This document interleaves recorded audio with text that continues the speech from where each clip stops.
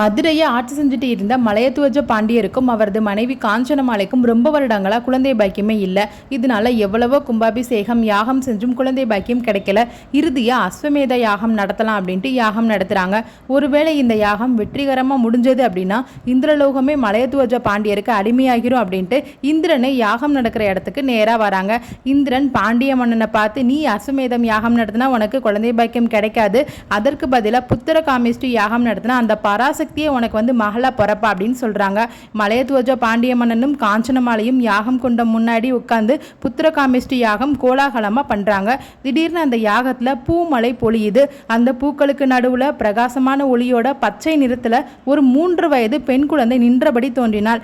அவங்க தான் நம்ம மதுரை மீனாட்சி அம்மன். அந்த குழந்தையுடைய கண்கள் பார்க்கிறதுக்கு மீன் போன்ற அமைப்புல இருக்கிறதுனால அவங்க அம்மா காஞ்சனமாலை அவங்கள அங்கேயர் கண்ணியே அப்படின்னு சொல்றாங்க. அங்கேயர் கண்ணியே அப்படின்னா மீன் போன்ற அழகான கண்களை உடைய பெண் அப்படின்னு அர்த்தம்.